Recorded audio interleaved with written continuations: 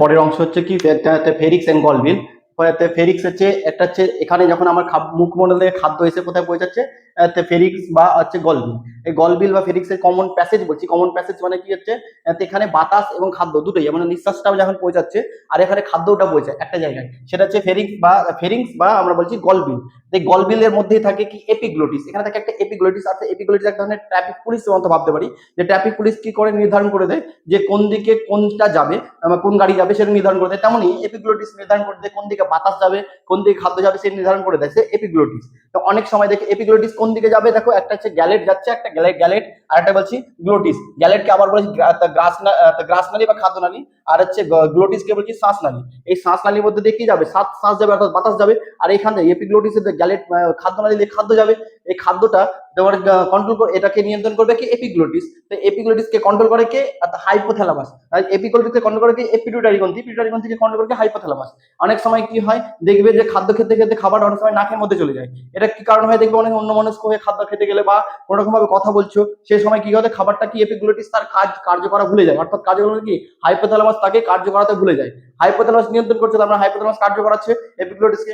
এপিগ্লোটিসকে কার্য করাতে যখন ভুলে যাবে তখন কি হবে, খাবারটা চলে যাবে নাকের মধ্যে দিয়ে, নাক দিয়ে খাবারটা অনেক দেবে, ভাত বা কোনো কিছু নাক দিয়ে বেরিয়ে আসে, সেটা কি এপিগ্লোটিসের কাজ করছে। তো এপিগ্লোটিস যখন খাদ্যটা পাঠাচ্ছে কোথায়, আমাদের টপিক হচ্ছে কি খাদ্য নিয়ে। তো খাদ্য কোথায় পৌঁছাবে, কি গ্রাসনালী বা খাদ্যনালী। এই গ্রাসনালী খাদ্যনালীতে যখন খাদ্য পৌঁছাবে, এখানে কোনো খাদ্যের পরিপাক হবে না, আর খাদ্যের কোনো পরিপাক হয় না, খাদ্যের কোনো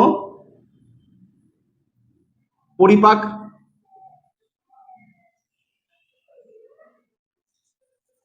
পরিপাক হয় না, পরিপাক হয় না। তো কোথায় খাদ্যের পরিপাক হয় না, সেটা হচ্ছে গ্যালেট আর হচ্ছে গ্রাসনালী বা খাদ্যনালীর মধ্যে খাদ্যের কোনো পরিপাক হয় না। এই খাদ্যটা এসে পৌঁছাবে কোথায়, যাওয়ার পর চেষ্টা করবে, যাবে কোথায়, সেটা হচ্ছে পাকস্থলী, যাকে আমরা বলছি তোমার হচ্ছে স্টমাক। স্টমাক বা পাকস্থলী। এই পাকস্থলীর মধ্যে প্রথম অংশটা, এটা পাকস্থলীকে আমরা তিনটা ভাগে ভাগ করছি। এটা টাইপ দেখতে দেখতে যে আকৃতি দেখতে, পাকস্থলী দেখতে হচ্ছে যে আকৃতির এইটাকে তিনটে ভাগে ভাগ করছে। একটা কার্ডিক বা হৃদপ্রান্ত, একটা হচ্ছে ফান্ডিক, তারপরে পাচ্ছি কি পাইরোলাস বা পাইরোলিক বা প্রাণিকা প্রান্ত। এই প্রাণিকা প্রান্ত এখান থেকে কি কার্ডিয়া বা হৃদপ্রান্ত, কার্ডিয়া থেকে কি ক্ষরণ হচ্ছে এইচসিএল। এখানে এইচসিএল থাকে। এইচসিএলটা কি কাজ করছে, এইচসিএল যেখান থেকে যখন খাদ্যগুলো যায় প্রচুর পরিমাণে ব্যাকটেরিয়া, প্রচুর পরিমাণে ক্ষতিকারক ব্যাকটেরিয়া নিয়ে পৌঁছায়, তখন এ কি করে ক্ষতিকারক ব্যাকটেরিয়াগুলোকে ধ্বংস করে। এইচসিএল কি করে ক্ষতিকারক ব্যাকটেরিয়াগুলো ধ্বংস করে। কিন্তু এতে কোথা থেকে কোথায় উৎপত্তি হয়, সেই উৎপত্তি হয় কোথা থেকে, ক্ষরণ হচ্ছে দেখো একটা গ্রন্থি থাকে যে অক্সিনটিং সেল বা পেরিয়েটাল সেল। এই পেরিয়েটাল সেল থেকে ক্ষরণ হয়। আর এইচসিএল, এই এইচসিএল যে ক্ষরণ হচ্ছে তার পিএইচ হচ্ছে কত, 2 থেকে 2.2। অর্থাৎ যে আমরা কোনো কিছু অ্যাসিডিক হবে বা বা ক্ষার হবে, অর্থাৎ আম্লিক হবে কি ক্ষার হবে, সেটা নির্ধারণ করা হয় পিএইচ এর উপর। যদি পিএইচ 7 কম হয় তাহলে আমরা অ্যাসিড বলি, 7 বেশি হলে সেটা ক্ষার বলবো। দেখো পিএইচ অর্থাৎ প্রচুর পরিমাণে, দেখো অ্যাসিডিটি কত, পিএইচ কত, 2 থেকে 2.2, অর্থাৎ প্রচুর পরিমাণে অ্যাসিডিটি। তো প্রচুর অ্যাসিড যদি হয় বা আম্লিক হয় তাহলে ফলে কি হয়, পেটটা আমাদের জ্বলে যেতে পারে বা পুড়ে যেতে পারে। যেমন আমাদের হাতে যদি এইচসিএল পড়ে তাহলে কি হবে, পুড়ে যাবে। তো সেই ক্ষেত্রে পেটটা জ্বলে যেতে পারে, কিন্তু না জ্বলে গিয়ে কি হয়, এই সাইডে দেখতে পাচ্ছ একটা সবুজ কালারের দাগ দেখতে পাচ্ছ, এখানে দিকে থাকে একটা লেয়ার থাকে, যে এখানে কি কি ক্ষরণ হয়, মিউকাস ক্ষরণ হয়। মিউকাস এক ধরনের হচ্ছে ক্ষার। তো মিউকাস এখান থেকে কি ক্ষরণ হয়, মিউকাস। মিউকাসের মধ্যে থাকে কি ক্ষার, এর মধ্যে থাকছে কি ক্ষার বা বেস। এই ক্ষার যখন অ্যাসিডের সঙ্গে বিক্রিয়া করে, অর্থাৎ অ্যাসিড এবং বেসকে আমরা ক্ষার বলছি, যখন বিক্রিয়া করে তখন কি হয়, প্রশমিত হয়, অর্থাৎ এটা কি লঘু করে দেয়, অর্থাৎ এই যে অ্যাসিডিটির পরিমাণটা কমিয়ে দেয়। লবণ জল উৎপন্ন করে, অর্থাৎ প্রশমিত অর্থাৎ লবণ জল উৎপন্ন করে, আর তাহলে অ্যাসিডিটির পরিমাণ কমিয়ে দেয়, ফলে কি আমাদের কোনো ক্ষতি হয় না। এবার খাদ্যটা এখান থেকে পৌঁছে কোথায় আসবে, সেটা হচ্ছে ফান্ডিক অংশে। ফান্ডিক অংশে এক ধরনের হচ্ছে কাঁটা টাইপের অংশ আছে, যেটা কাঁটা হচ্ছে রুজ বলছি। এই কাঁটা টাইপের অংশ কি হচ্ছে, কাঁটা খাদ্যটাকে গিয়ে যখন খাদ্যটা পৌঁছাবে খাদ্যটা এখানে গিয়ে আটকাবে, খাদ্যটা ধরে নেবে। তাহলে খাদ্যটা এখানে কি কতক্ষণ স্টে করবে, 4 ঘন্টা স্টে করে। খাদ্যটা এখানে থাকে কি 4 ঘন্টা। 4 ঘন্টা, তাই যদি বলি আমরা পাকস্থলীর মধ্যে খাদ্য কতক্ষণ পরিপাক থাকে, পরিপাকের জন্য 4 ঘন্টা। 4 ঘন্টা কোথায় থাকে, রুজের মধ্যে।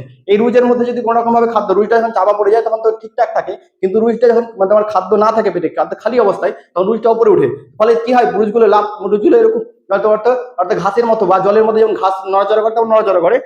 ফলে কি মনে হবে আমাদের মধ্যে পেটের মধ্যে সূচো দৌড়াচ্ছে, অর্থাৎ খিদে প্রচুর পরিমাণে পাচ্ছে। এই সূচো দৌড়াটাই হচ্ছে কি রুজ লাফানো, রুজের মতো লাফানো হচ্ছে সূচো দৌড়ানো।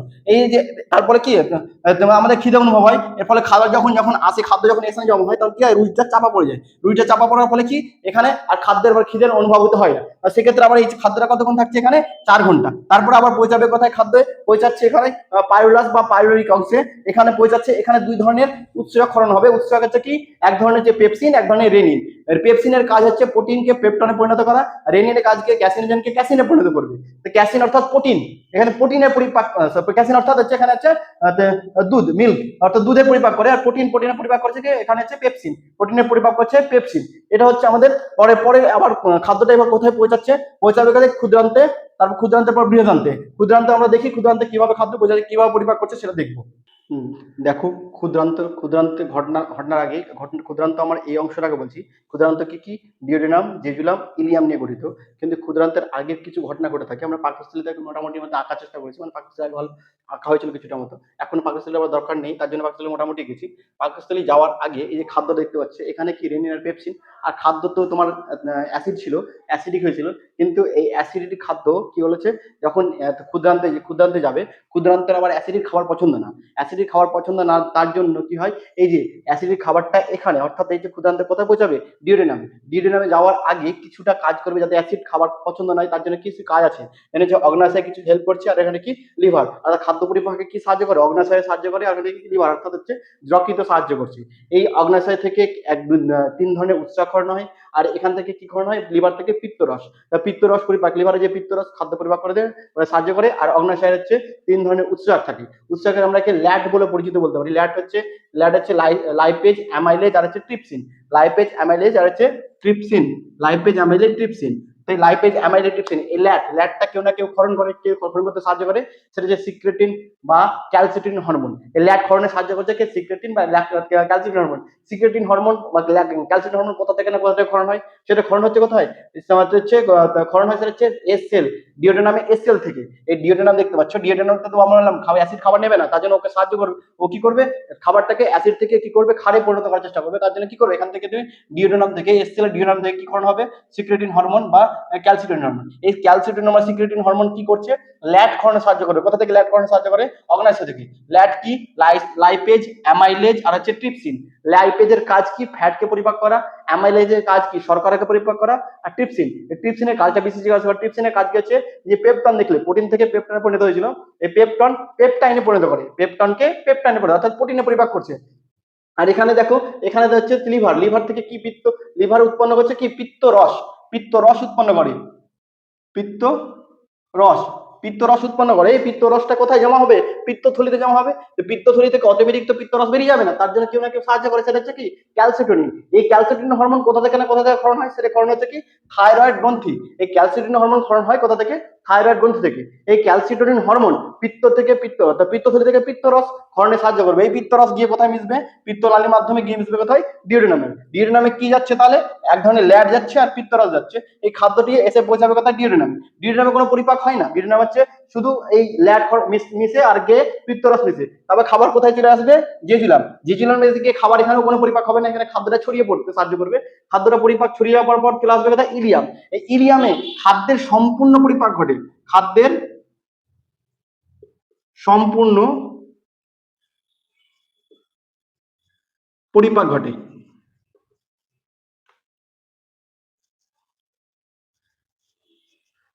খাদ্যের সম্পূর্ণ পরিপাক ঘটে কোথায়, ইলিয়ামের মধ্যে। ইলিয়ামে খাদ্যের পরিপাক সম্পূর্ণ পরিপাক করতে সাহায্য করে, কেউ না কেউ সাহায্য করে। ইলিয়ামে এক ধরনের জিনিস থাকে, বলেছিলেন যে খাদ্য না কোথায় কোথায় আটকে যায়, সেখানে আটকে যাওয়ার কিছু না কিছু কাঁটা থাকবে। এখানে কি কাঁটা হিসেবে কি থাকছে, ভিল্লি। এই ভিল্লিটা কি করছে, খাদ্যটাকে কি করছে, ধরে রাখতে সাহায্য করছে। আর এখান থেকে এই ধরে রাখার সময় এখান থেকে কিছু না কিছু উৎসাহকরণ হয়। উৎসাহ হচ্ছে 5 ধরনের উৎসাহকরণ, যাকে আমরা মেলস বলে মনে রাখতে পারি। মেলস অর্থাৎ এই মেলস বলে মনে রাখতে পারি। মেলস কি, MELL মেলস বলে মনে রাখতে পারি। মেলস এর কি, এম ফর কি, মল্টেজকে পরিপাক করে। তোমরা কোশ্চেনের মধ্যে অ্যান্সার পেয়ে যাবে যখন দেখবে, মল্টেজকে পরিপাক করে। ইরিপসিনের কাজটা বেশি যে করে, ইরিপসিন কি করছে, পেপটাইড, এই যে পেপটাইডটা উৎপন্ন হয়েছে, পেপটাইডকে পলিপেপটাইড উৎপন্ন করে অথবা অ্যামাইনো অ্যাসিডে পরিণত করে, অর্থাৎ প্রোটিন, সর্বশেষ প্রোটিন কিসে পরিণত হচ্ছে, অ্যামাইনো অ্যাসিড বা পলিপেপটাইডে পরিণত হচ্ছে। তারপরে গেছে লাইপেজ, লাইপেজ কি ফ্যাটকে গ্লিসারল আর ফ্যাটি অ্যাসিড, গ্লিসারল আর ফ্যাটি অ্যাসিডে পরিণত করে। আর এতে হচ্ছে ল্যাকটেজ, ল্যাকটেজ হচ্ছে ল্যাকটোজকে পরিপাক করে, সুক্রোজ, সুক্রেজ হচ্ছে সুক্রেজকে পরিপাক করে। তাহলে আমরা পাচ্ছি কি, এই যে 5 ধরনের উৎসকে এখানে পাচ্ছি, 5 ধরনের, অর্থাৎ মেল স্খলন হচ্ছে কোথা থেকে, ইলিয়াম থেকে। এই 5 ধরনের উৎসকের কাজ কি, মল্টেজকে পরিপাক করে, ইরেপসিন অর্থাৎ হচ্ছে প্রোটিনে পরিপাক করছে, লাইপেজ ফ্যাটকে গ্লিসারল ফ্যাটি অ্যাসিডে পরিণত করছে, ল্যাকটোজকে পরিপাক করছে, সুক্রোজকে পরিপাক করে। এই পরিপাক সম্পূর্ণ এখানে পরিপাক ঘটলো। পরিপাক ঘটার পরে খাদ্যটা চলে যাবে, সম্পূর্ণ খাদ্যটা বর্জ্য পদার্থ কোথায় চলে যাবে, সেটা হচ্ছে তোমার হচ্ছে বৃহদান্তে অর্থাৎ হচ্ছে লার্জ ইন্টেস্টাইন। আমরা দেখবো কি ঘটনা ঘটছে।